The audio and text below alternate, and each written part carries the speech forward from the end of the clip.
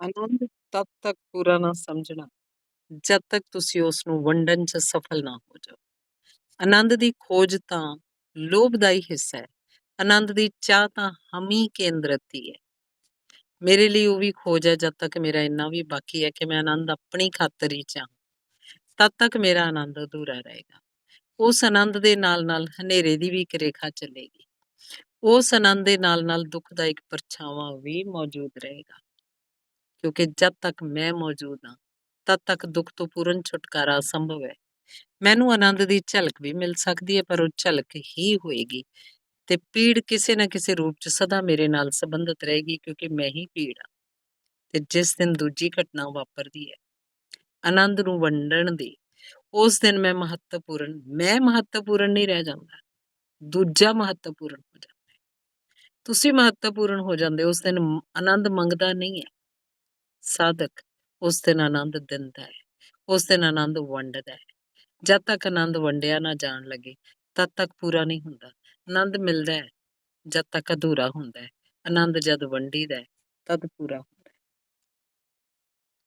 ਇਉਂ ਸਮਝੋ ਕਿ ਇੱਕ ਅੰਦਰ ਆਉਂਦਾ ਹੋਇਆ ਸਾਹ ਹੈ, ਇੱਕ ਬਾਹਰ ਜਾਂਦਾ ਹੋਇਆ ਸਾਹ ਹੈ। ਅੰਦਰ ਆਉਂਦਾ ਹੋਇਆ ਸਾਹ ਅੱਧਾ ਹੈ। ਤੁਸੀਂ ਇਕੱਲੇ ਅੰਦਰ ਆਉਂਦੇ ਹੋਏ ਸਾਹ ਨਾਲ ਜੀ ਨਹੀਂ ਸਕਦੇ। ਜੇ ਤੁਸੀਂ ਚਾਹਿਆ ਕਿ ਜੋ ਸਾਹ ਅੰਦਰ ਆਉਂਦਾ ਉਹਨੂੰ ਮੈਂ ਅੰਦਰ ਹੀ ਰੋਕ ਲਵਾਂ, ਤਾਂ ਸਾਹ ਜੋ ਕਿ ਜੀਵਨ ਦਾ ਆਧਾਰ ਹੈ, ਉਹੀ ਸਾਹ ਮੌਤ ਦਾ ਕਾਰਨ ਬਣ ਜਾਏਗਾ। ਸਾਹ ਅੰਦਰ ਜਾਏਗਾ, ਉਹਨੂੰ ਬਾਹਰ ਛੱਡਣਾ ਵੀ ਹੋਏਗਾ। ਜਦ ਸਾਹ ਬਾਹਰ ਵੀ ਛੁੱਟਦਾ ਹੈ, ਤਦ ਹੀ ਘੇਰਾ ਪੂਰਾ ਹੁੰਦਾ ਹੈ। ਅੰਦਰ ਆਉਂਦਾ ਸਾਹ ਅੱਧਾ ਹੈ, ਬਾਹਰ ਜਾਂਦਾ ਸਾਹ ਅੱਧਾ ਹੈ। ਦੋਨੋਂ ਮਿਲ ਕੇ ਪੂਰੇ ਹੁੰਦੇ ਹੈ। ਤੇ ਉਹ ਦੋ ਕਦਮ ਹਨ ਜਿਨ੍ਹਾਂ ਨਾਲ ਜੀਵਨ ਚੱਲਦਾ ਹੈ। ਆਨੰਦ ਜਦ ਤੁਹਾਡੇ ਅੰਦਰ ਆਉਂਦਾ ਹੈ, ਤਦ ਦਾ ਸਾਹ ਹੈ। ਜਦ ਆਨੰਦ ਤੁਹਾਤੋਂ ਬਾਹਰ ਜਾਂਦਾ ਹੈ, ਵੰਡੀਂਦਾ ਹੈ, ਖਿਲਰਦਾ ਹੈ, ਫੈਲਦਾ ਹੈ, ਬਿਖਰਦਾ ਹੈ ਲੋਕਾਂਤਰ ਵਿੱਚ, ਤਦ ਅੱਧਾ ਸਾਹ ਹੋਰ ਵੀ ਪੂਰਾ ਹੋ ਗਿਆ। ਧਿਆਨ ਰਹੇ, ਤੁਸੀਂ ਜਿੰਨੇ ਜ਼ੋਰ ਨਾਲ ਸਾਹ ਨੂੰ ਬਾਹਰ ਸੁੱਟਣ 'ਚ ਸਮਰੱਥ ਹੋ ਜਾਂਦੇ ਹੋ, ਓਨਾ ਹੀ ਗਹਿਰਾ ਸਾਹ ਅੰਦਰ ਲੈਣ 'ਚ ਵੀ ਸਮਰੱਥ ਹੋ ਜਾਂਦੇ ਹੋ। ਜੇ ਕੋਈ ਠੀਕ ਤਰ੍ਹਾਂ ਸਾਹ ਨੂੰ ਬਾਹਰ ਸੁੱਟੇ, ਤਾਂ ਜਿੰਨਾ ਸਾਹ ਬਾਹਰ ਸੁੱਟੇਗਾ, ਉਨੀ ਗਹਿਰੀ ਸਮਰੱਥਾ ਅੰਦਰ ਸਾਹ ਲੈਣ ਦੀ ਹੋ ਜਾਏਗੀ। ਜਿਹੜਾ ਲੁਟਾਏਗਾ, ਉਹ ਹੋਰ ਵੀ ਜ਼ਿਆਦਾ ਪਾ ਲੈਂਦਾ ਹੈ। ਫਿਰ ਜ਼ਿਆਦਾ ਪਾ ਕੇ ਹੋਰ ਜ਼ਿਆਦਾ ਲੁਟਾਉਂਦਾ ਹੈ, ਤਾਂ ਹੋਰ ਜ਼ਿਆਦਾ ਪਾ ਲੈਂਦਾ ਹੈ। ਫਿਰ ਇਹ ਸਿਲਸਿਲਾ ਅਨੰਤ ਹੋ ਜਾਂਦਾ ਹੈ। ਇਸ ਗੱਲ ਨੂੰ ਠੀਕ ਤਰ੍ਹਾਂ ਸਮਝ ਲੈਣਾ ਚਾਹੀਦਾ ਹੈ। ਜੋ ਤੁਹਾਡੇ ਕੋਲ ਹੈ, ਉਹ ਤਦ ਹੀ ਤੁਹਾਡੇ ਕੋਲ ਹੈ ਜਦ ਤੁਸੀਂ ਉਹਨੂੰ ਦੇਣ 'ਚ ਸਮਰੱਥ ਹੋ, ਤੇ ਜਦ ਤੱਕ ਤੁਸੀਂ ਦੇਣ 'ਚ ਅਸਮਰਥ ਹੋ, ਤਦ ਤੱਕ ਸਮਝਣਾ ਉਹ ਤੁਹਾਨੂੰ ਮਿਲਿਆ ਹੀ ਨਹੀਂ। ਮਿਲਦਿਆਂ ਹੀ ਵੰਡਿਆ ਜਾਣਾ ਸ਼ੁਰੂ ਹੋ ਜਾਂਦਾ ਹੈ। ਇਹ ਗੱਲ ਸਮਝ ਲੈਣ ਯੋਗ ਹੈ। ਜ਼ਿੰਦਗੀ 'ਚ ਦੁੱਖ ਹੋਵੇ ਤਾਂ ਆਦਮੀ ਬਿਲਕੁਲ ਸੁੰਗੜਦਾ ਹੈ, ਬੰਦ ਹੁੰਦਾ ਹੈ, ਚਾਹੁੰਦਾ ਕੋਈ ਮਿਲੇ ਨਾ, ਕੋਈ ਸੰਗੀ ਸਾਥੀ ਕੋਲ ਨਾ ਹੋਵੇ। ਕਿਤੇ ਇਕਾਂਤ ਦੂਰ ਕਿਸੇ ਗੁਫਾ 'ਚ ਬੈਠ ਜਾਵਾਂ, ਆਪਣੇ ਦਰਵਾਜ਼ੇ ਬੰਦ ਕਰ ਲਵਾਂ। ਦੁਖੀ ਆਦਮੀ ਆਪਣੇ ਆਪ ਨੂੰ ਸਭ ਪਾਸਿਆਂ ਤੋਂ ਘੇਰ ਕੇ ਬੰਦ ਕਰ ਲੈਣਾ ਚਾਹੁੰਦਾ ਹੈ। ਦੁੱਖ ਸੰਕੋਚ ਹੈ, ਸੁੰਗੜਨਾ ਹੈ। ਦੁੱਖ ਵਿੱਚ ਤੁਸੀਂ ਨਹੀਂ ਚਾਹੁੰਦੇ ਕਿ ਕੋਈ ਬੋਲੇ ਵੀ, ਕੋਈ ਕੁਝ ਕਹੇ ਵੀ, ਕੋਈ ਹਮਦਰਦੀ ਵੀ ਪ੍ਰਗਟ ਕਰਦਾ ਹੈ, ਤਾਂ ਅੜਚਨ ਮਾਲੂਮ ਹੁੰਦੀ ਹੈ। ਜਦ ਤੁਸੀਂ ਸੱਚਮੁੱਚ ਦੁੱਖ 'ਚੋਂ, ਤਾਂ ਹਮਦਰਦੀ ਪ੍ਰਗਟ ਕਰਨ ਵਾਲਾ ਵੀ ਰੜਕਦਾ ਹੈ।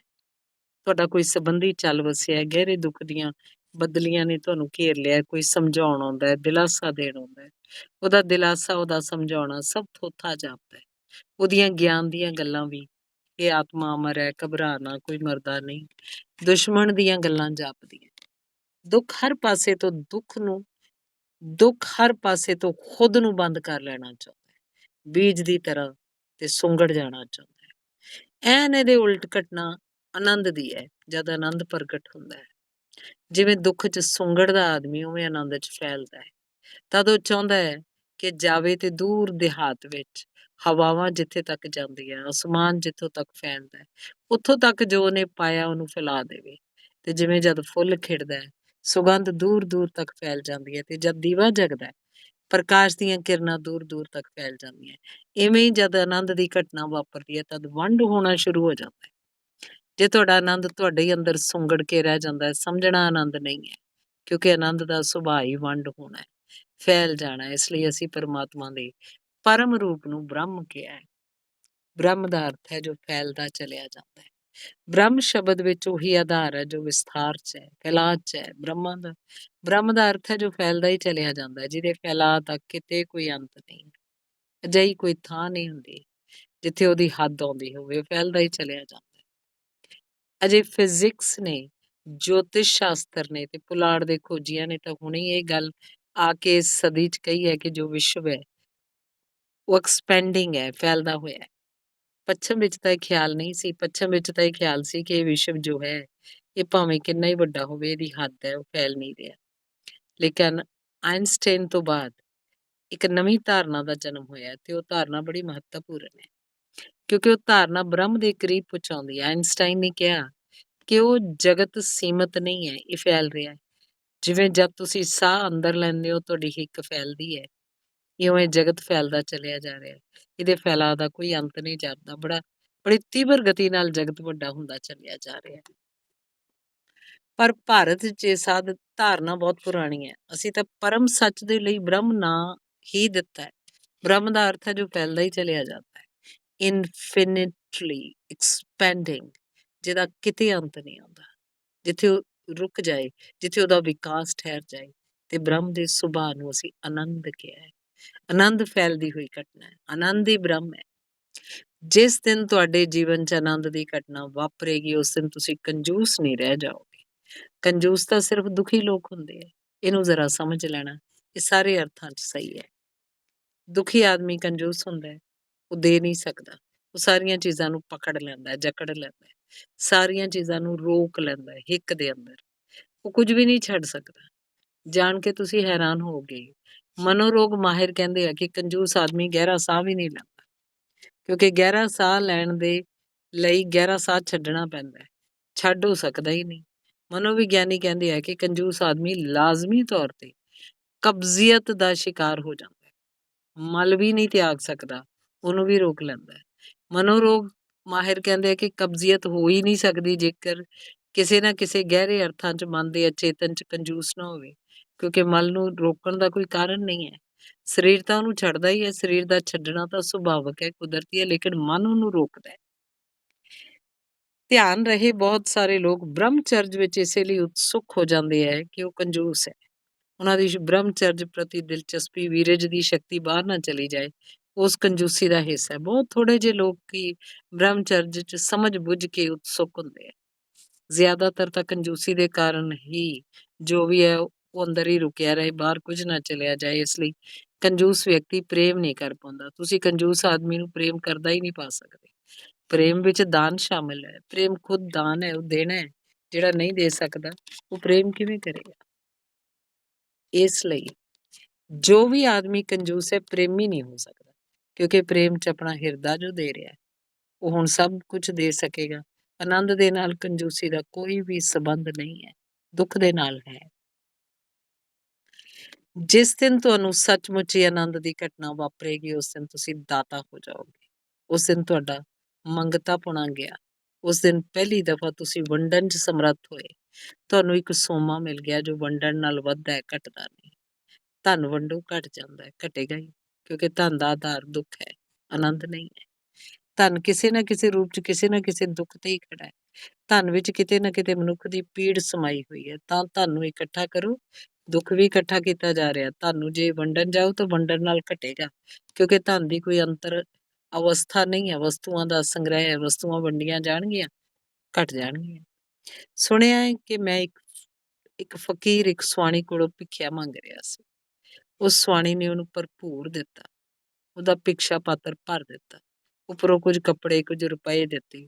ਉਹ ਫਕੀਰ, ਉਹ ਭਿਖਾਰੀ ਬੜਾ ਖੂਬਸੂਰਤ ਸੀ, ਲੱਗਦਾ ਸੀ ਕਿਸੇ ਚੰਗੇ ਖਾਨਦਾਨ ਦਾ ਹੋਏਗਾ। ਕੱਪੜੇ ਤਾਂ ਉਸ ਕੋਲ ਪਾਟੇ ਪੁਰਾਣੇ ਸੀ, ਪਰ ਅੱਖਾਂ 'ਚ ਜੋ ਚਮਕ ਸੀ, ਚਿਹਰੇ ਤੇ ਜੋ ਰੌਣਕ ਸੀ, ਚਿਹਰੇ ਦਾ ਜੋ ਢੰਗ ਸੀ, ਸ਼ਕਲ ਸੀ, ਸਰੀਰ 'ਚ ਜੋ ਸੋਝ ਸੀ, ਸੁਆਣੀ ਪੁੱਛਣ ਤੋਂ ਰਹਿ ਨਾ ਸਕੀ। ਉਹਨੇ ਪੁੱਛਿਆ, ਤੈਨੂੰ ਦੇਖਣ ਤੇ ਲੱਗਦਾ ਹੈ ਕਿ ਤੂੰ ਵੱਡੇ ਪਰਿਵਾਰ ਦਾ ਹੈ, ਤੇਰੀ ਇਹ ਦਸ਼ਾ ਕਿਵੇਂ ਹੋਈ?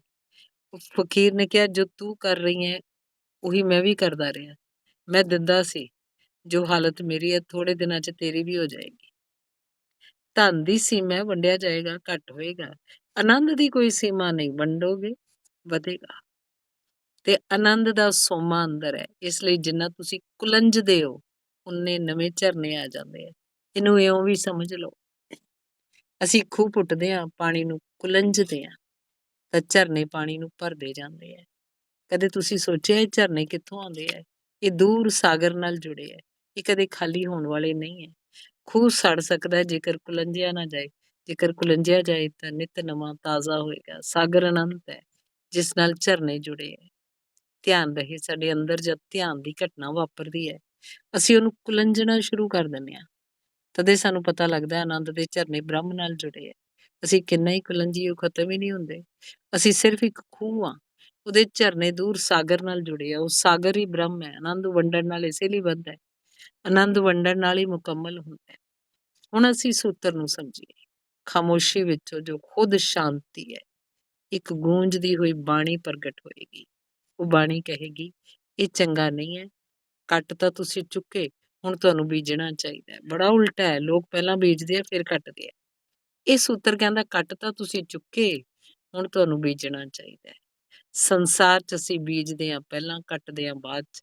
ਸੰਸਾਰ 'ਚ ਅਧਿਆਤਮ ਦਾ ਸੰਬੰਧ ਬਿਲਕੁਲ ਉਲਟ ਹੈ। ਜੋ ਇੱਥੇ ਜਿਹੋ ਜਿਹਾ ਨਿਯਮ ਹੈ, ਐਨ ਉਹਦੇ ਉਲਟ ਉੱਥੇ ਨਿਯਮ ਹੈ। ਸੰਸਾਰ ਦੇ ਸਾਰੇ ਨਿਯਮ ਜੇ ਅਸੀਂ ਉਲਟੇ ਕਰ ਲਈਏ ਤਾਂ ਉਹ ਅਧਿਆਤਮ ਦੇ ਨਿਯਮ ਹੋ ਜਾਂਦੇ ਆ। ਸਮਝੋ, ਕੋਈ ਆਦਮੀ ਝੀਲ ਦੇ ਕੰਢੇ ਖਲੋਤਾ ਹੈ। ਝੀਲ 'ਚ ਮੱਛੀਆਂ, ਮੱਛੀਆਂ ਝੀਲ 'ਚ ਬਣਦੇ ਹੋਏ ਉਸ ਆਦਮੀ ਦੇ ਅਕਸ ਨੂੰ ਦੇਖਦੀਆਂ। ਉਹਨਾਂ ਨੂੰ ਉਸ ਆਦਮੀ ਦੇ ਪੈਰ ਉੱਪਰ, ਸਿਰ ਹੇਠਾਂ ਦਿਖਾਈ ਪਏਗਾ, ਕਿਉਂਕਿ ਝੀਲ 'ਚ ਜੋ ਅਕਸ ਬਣਦਾ ਉਲਟਾ ਬਣੇਗਾ। ਪਰ ਮੱਛੀ ਜੇਕਰ ਛਾਲ ਮਾਰ ਕੇ ਦੇਖੇ ਪਾਣੀ ਦੇ ਉੱਪਰ ਆ ਕੇ ਉਸ ਆਦਮੀ ਨੂੰ, ਤਾਂ ਹੈਰਾਨ ਹੋ ਜਾਏਗੀ। ਉਹ ਸੋਚੇਗੀ ਉਹ ਆਦਮੀ ਸ਼ਾਇਦ ਉਲਟਾ ਖੜਾ ਹੈ, ਕਿਉਂਕਿ ਹੇਠਾਂ ਪਾਣੀ 'ਚ ਤਾਂ ਸਿਰ ਹੇਠਾਂ ਵੱਲ ਦਿਸਦਾ ਹੈ, ਪੈਰ ਉੱਪਰ ਦਿਸਦੇ ਆ। ਛਾਲ ਮਾਰ ਕੇ ਦੇਖੇ ਪਾਣੀ ਦੇ ਉੱਪਰ ਤਾਂ ਇਹ ਆਦਮੀ ਦੇ ਪੈਰ ਹੇਠਾਂ ਦਿਸਦੇ ਆ, ਸਿਰ ਉੱਪਰ ਦਿਸਦਾ ਹੈ। ਮੱਛੀਆਂ ਪਰਤ ਕੇ ਆਪਣੇ ਸਾਥੀ ਸੰਗੀਆਂ ਨੂੰ ਕਹਿਣਗੀਆਂ, ਧਰਤੀ ਤੇ ਆਦਮੀ ਉਲਟਾ ਖੜਾ ਹੈ। ਸੰਸਾਰ ਅਕਸ ਹੈ ਅਧਿਆਤਮ ਦਾ, ਸੱਚ ਦਾ ਅਕਸ ਹੈ। ਇੱਥੇ ਜੋ ਵੀ ਸਾਨੂੰ ਸਿੱਧਾ ਮਾਲੂਮ ਹੁੰਦਾ ਹੈ, ਉਹ ਸਿੱਧਾ ਹੈ ਨਹੀਂ, ਪਰ ਸਾਡੇ ਜਗਤ 'ਚ ਸਿੱਧਾ ਹੈ। ਜਿਸ ਦਿਨ ਅਸੀਂ ਉੱਠਦੇ ਹਾਂ ਵਿਚਾਰਾਂ ਦੇ ਸਰੋਵਰ ਤੋਂ ਉੱਪਰ, ਉਸ ਦਿਨ ਸਾਨੂੰ ਲੱਗਦਾ ਹੈ ਸਭ ਚੀਜ਼ਾਂ ਉਲਟੀਆਂ, ਉਹੀ ਠੀਕ ਹੈ, ਉਹੀ ਸਿੱਧੀਆਂ। ਸਾਡੇ ਵਿਚਾਰਾਂ ਦੇ ਪਰਛਾਵੇਂ 'ਚ ਜੋ ਝਲਕਦਾ ਸੀ, ਵਿਚਾਰਾਂ ਦੇ ਸ਼ੀਸ਼ੇ ਵਿੱਚ ਜੋ ਦਿਸਦਾ ਸੀ, ਉਹੀ ਉਲਟਾ ਸੀ, ਉਹੀ ਅਕਸ ਸੀ। ਉੱਥੇ ਤਾਂ ਸਾਨੂੰ ਪਹਿਲਾਂ ਕੱਟ ਲੈਣਾ ਪੈਂਦਾ ਹੈ, ਫਿਰ ਬੀਜਣਾ ਪੈਂਦਾ ਹੈ। ਕਿਉਂ? ਆਨੰਦ ਪਹਿਲਾਂ ਹਾਸਲ ਹੋ ਜਾਂਦਾ ਹੈ। ਇਹਦਾ ਅਰਥ ਹੋਇਆ ਕਿ ਤੁਸੀਂ ਫਸਲ ਕੱਟ ਲਈ। ਸਾਹ ਤਾਂ ਤੁਸੀਂ ਪਹਿਲਾਂ ਅੰਦਰ ਲੈ ਲੈਂਦੇ ਹੋ, ਫਿਰ ਸਾਹ ਛੱਡਣਾ ਪੈਂਦਾ।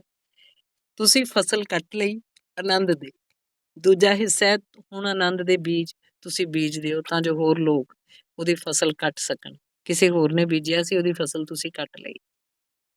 ਬੁੱਧ ਬੀਜਦੇ ਹਨ, ਮਹਾਵੀਰ ਬੀਜਦੇ ਆ, ਕ੍ਰਿਸ਼ਨ ਬੀਜਦੇ ਆ, ਕ੍ਰਾਈਸਟ ਬੀਜਦੇ ਆ, ਮੁਹੰਮਦ ਬੀਜਦੇ ਆ। ਜਿਹੜਾ ਵੀ ਆਨੰਦ ਨੂੰ ਪਾ ਲੈਂਦਾ ਉਹ ਬੀਜਦਾ ਹੀ ਹੈ। ਕੱਟ ਪਹਿਲਾਂ ਲੈਂਦਾ ਹੈ, ਬੀਜਦਾ ਬਾਅਦ 'ਚ ਹੈ।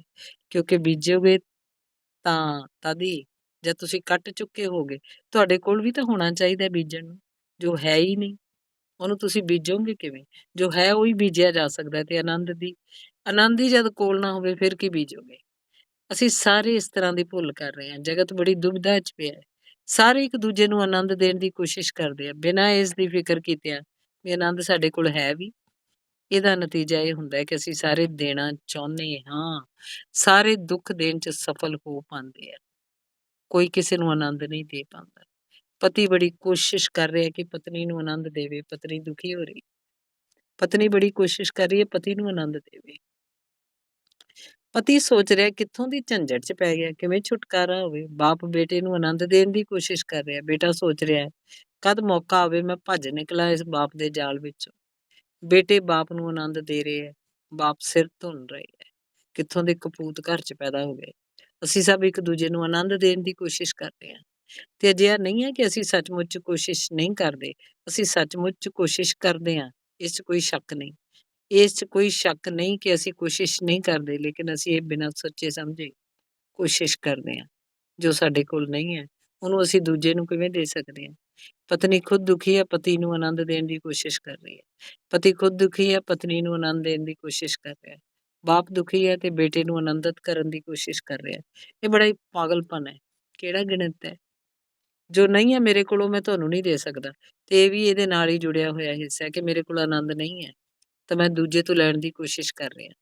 ਲੇਕਿਨ ਜਿਨ੍ਹਾਂ ਤੋਂ ਮੈਂ ਲੈਣ ਦੀ ਕੋਸ਼ਿਸ਼ ਕਰ ਰਿਹਾ, ਉਹ ਕਦੇ ਨਹੀਂ ਦੇਖਦਾ। ਉਹ ਵੀ ਮੈਥੋਂ ਆਨੰਦ ਦੀ ਹੀ ਲੈਣ ਦੀ ਕੋਸ਼ਿਸ਼ ਕਰ ਰਿਹਾ। ਤੇ ਜਦ ਤੁਸੀਂ ਕਿਸੇ ਤੋਂ ਆਨੰਦ ਲੈਣ ਦੀ ਕੋਸ਼ਿਸ਼ ਕਰ ਰਹੇ ਹੋ ਤੇ ਉਹ ਵੀ ਤੁਹਾਤੋਂ ਆਨੰਦ ਲੈਣ ਦੀ ਕੋਸ਼ਿਸ਼ ਕਰ ਰਿਹਾ, ਤੇ ਤੁਹਾਡੀ ਹਾਲਤ ਅਜਿਹੀ ਹੈ ਕਿ ਦੋ ਭਿਖਾਰੀ ਇੱਕ ਦੂਜੇ ਦੇ ਸਾਹਮਣੇ ਭਿਕਸ਼ਾ ਪਾਤਰ ਰੱਖੀ ਖੜੇ ਹੈ। ਕੁਛ ਦਾਨ ਮਿਲ ਹੀ ਜਾਵੇ। ਇਹ ਦਾਨ ਕਿਵੇਂ ਹੋ ਸਕੇਗਾ? ਦੋਨੋਂ ਦੁਖੀ ਹੋਣ ਵਾਲੇ ਹੈ। ਕਿਉਂਕਿ ਦੋਨੋਂ ਹੀ ਅਸਫਲ ਹੋਣਗੇ ਤੇ ਦੋਨੋਂ ਸਮਝਣਗੇ ਕਿ ਦੂਜੇ ਨੇ ਧੋਖਾ ਦਿੱਤਾ ਹੈ, ਦੇ ਸਕਦਾ ਸੀ, ਨਹੀਂ ਦਿੱਤਾ। ਜੇ ਦੇ ਸਕਦਾ ਹੁੰਦਾ, ਦਿੰਦਾ ਹੀ। ਆਨੰਦ ਕੁਝ ਗੱਲ ਅਜਿਹੀ ਹੈ ਕਿ ਦੇਣ ਨਾਲ ਵੱਧਦਾ ਹੈ। ਇਸ ਲਈ ਜੋ ਦੇ ਸਕਦਾ ਉਹ ਦੇਵੇਗਾ, ਉਹ ਰੋਕ ਨਹੀਂ ਸਕਦਾ, ਕਿਉਂਕਿ ਰੋਕਣ ਨਾਲ ਸੜਦਾ ਹੈ, ਰੋਕਣ ਨਾਲ ਖੋ ਜਾਂਦਾ ਹੈ। ਤੇ ਜਦ ਦੇਣ ਨਾਲ ਕੋਈ ਚੀਜ਼ ਵਧਾਈ ਹੈ ਤਾਂ ਕੌਣ ਨਹੀਂ ਦੇਗਾ? ਦੇਣਾ ਸਾਰੇ ਹੀ ਚਾਹੁੰਦੇ ਆ, ਪਰ ਹੈ ਨਹੀਂ। ਲੈਣਾ ਸਾਰੇ ਹੀ ਚਾਹੁੰਦੇ ਆ, ਪਰ ਜਿਨ੍ਹਾਂ ਤੋਂ ਲੈਣ ਗਏ ਉਹ ਖੁਦ ਹੀ ਉਹਨਾਂ ਤੋਂ ਲੈਣ ਆਏ।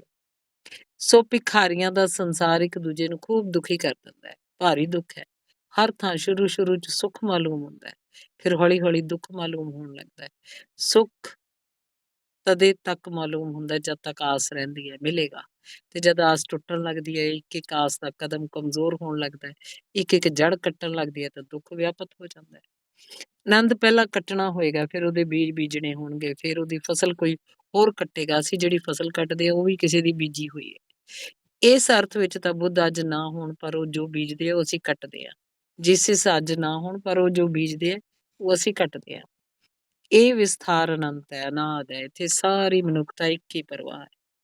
ਇਹ ਸੂਤਰ ਕਹਿ ਰਿਹਾ ਕਿ ਜਦ ਤੁਸੀਂ ਸ਼ਾਂਤ ਹੋ ਚੁੱਕੇ ਹੋਗੇ ਤੂਫਾਨ ਤੋਂ ਬਾਅਦ, ਤਾਂ ਜਦ ਤੂਫਾਨ ਜਾ ਚੁੱਕਾ ਹੋਏਗਾ, ਹਨੇਰੀ ਜਾ ਚੁੱਕੀ ਹੋਏਗੀ ਤੇ ਖਾਮੋਸ਼ੀ ਪਰਮ ਸ਼ਾਂਤੀ ਤੁਹਾਡੇ ਅੰਦਰ ਹੋਏਗੀ, ਫੁੱਲ ਖਿੜੇਗਾ ਜੀਵਨ ਦਾ, ਤਦ ਉਸ ਸ਼ਾਂਤੀ ਵਿੱਚੋਂ ਹੀ ਤੁਹਾਨੂੰ ਇੱਕ ਗੂੰਜਦੀ ਹੋਈ ਬਾਣੀ ਸੁਣਾਈ ਪਏਗੀ।